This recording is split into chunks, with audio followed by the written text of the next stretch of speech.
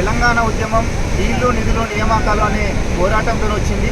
తెలంగాణ రాష్ట్రాన్ని సాధించుకున్నటువంటి తెలంగాణ జాతిపిత కేసీఆర్ గారి ఆధ్వర్యంలో 2014లో రాష్ట్రం ఏర్పడ్డ తర్వాత నీళ్లను నిధులను నియామకాలను అన్నింటినీ కూడా నెరవేర్చిన సంపూర్ణ తెలంగాణ అవుతుంది, బంగారు తెలంగాణ అవుతుంది అనే ఒక లక్ష్యంతో తెచ్చినటువంటి కేసీఆర్ గారు 2018 ఎలక్షన్లో కానీ బ్రహ్మాండ మెజార్టీ వచ్చింది.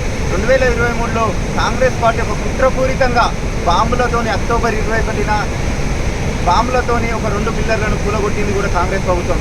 ఈ కాంగ్రెస్ కుట్రలతోని ఆ 2 పిల్లర్లను కాళేశ్వరం ప్రాజెక్టు మొత్తం కూలింది అని చెప్పి ఒకటి అసెంబ్లీ ఎలక్షన్ ముందు ప్రిలిమినరీ రిపోర్ట్ అని, తర్వాత పార్లమెంటు ముందు ప్రైమరీ రిపోర్ట్ అని, ఈరోజు స్థానిక సంస్థల ఎలక్షన్లు వస్తున్నాయి కాబట్టి అసెంబ్లీలో ఒక రిపోర్టు రూపంలో పీసీ ఘోష్ అనే కమిషన్ రిపోర్ట్ అని ప్రవేశపెట్టినటువంటి ఓటుకు నోటు దొంగ రేవంత్ రెడ్డి. ఇది రేవంత్ రెడ్డి కమిషన్ రిపోర్టు.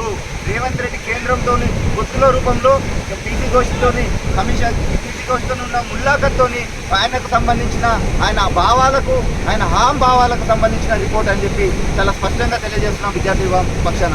అయినా నిన్న మా హరీష్ రావు గారు కుండ బద్దలు కొట్టినట్టు ముచ్చెంటలు కట్టించే విధంగా ప్రతి ఒక్కరి కూడా కాళేశ్వరం రిపోర్ట్ ఇది ఫేక్, ఇది ఒక ట్రాష్ అని చెప్పి చాలా పిన్ టు పిన్, ఒక వర్డ్ టు వర్డ్ ప్రతి క్వశ్చన్కు ఆన్సర్ రూపంలో అసెంబ్లీలో చెప్పాడు హరీష్ రావు గారు. హరీష్ రావు గారు చెప్పిన సమాధానాలు చెప్పలేక వాళ్ళు ఏదో బాడీ షేమింగ్ రూపంలో మనుషులను క్రియేట్ చేస్తున్నారు తప్ప assembly Kaleshwaram report original report కాదు.